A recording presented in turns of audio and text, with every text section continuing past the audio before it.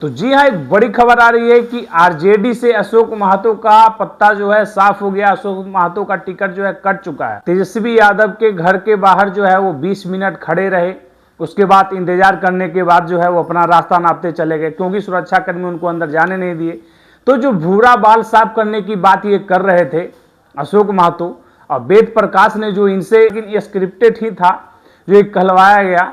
लेकिन अशोक महतो कहते हैं कि 10% को जो है 90% मिल करके जो है वो भूरा बाल को साफ कर दिया जाएगा, उखाड़ करके फेंक दिया जाएगा।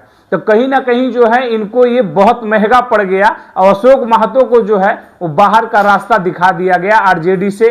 अब बरसलीगंज से जो है इनका टिकट कट चुका है। तो अशोक महतो कहीं ना कहीं जो है वो लोकसभा में लड़े थे मुंगेर से ललन सिंह के अपोजिट। तो इस बार जो है विधानसभा में अपना दावा पेश कर रहे थे, विधानसभा में घूम रहे थे बरसलीगंज से, जहां से अखिलेश सरदार और अशोक महतो चल रहा था। लेकिन अशोक महतो का जो है वो टिकट कट चुका है। मंटन सिंह का टिकट जो है वो फाइनल हो गया है कांग्रेस से। तो देखने वाली बात ये थी कि कहीं ना कहीं ये लग रहा था कि कुछ ना कुछ तो अशोक महतो के साथ होने वाला है, क्योंकि तेजस्वी यादव बहुत बार कह चुके हैं अपने कार्यकर्ताओं से, अपने नेताओं से कि ये सब चीज़ से जो है वो दूर रहें, ये सब चीज़ जो है वो नहीं कहें, भूरा बाल साफ करना या कोई भी जातिवाद जो है वो नारा दे देना। और इस बात को जो है बहुत बार समझा चुके थे कि ऐसी बात आप लोग ना करें, इससे जो है कहीं ना कहीं कुछ फर्क पड़ता है।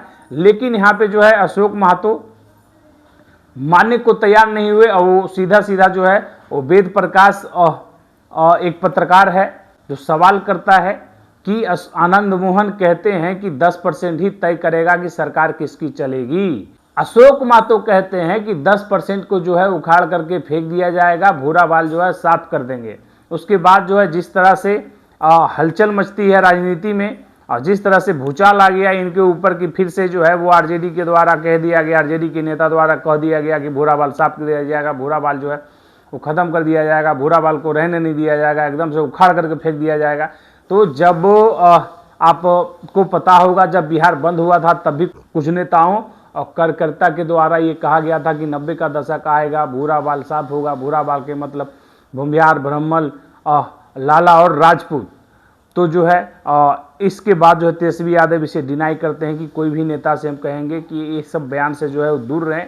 उसके बावजूद जो है विधानसभा चुनाव में फिर से अशोक महतो कह देते हैं। तो अशोक महतो का जो है कहीं ना कहीं लगता है कि राजनीतिक कैरियर जो है वो ख़त्म हो गया। वेद प्रकाश जो है अशोक महतो का राजनीतिक कैरियर जो है वो ख़त्म तो नहीं करवा दिए, क्योंकि जो है वो ना तो कुछ कहे ना तो कुछ बोले, अपना 20 मिनट खड़े रहे दरवाजे पे, उल्टे पांव जो है वो अपने घर को लौट गए अशोक महतो।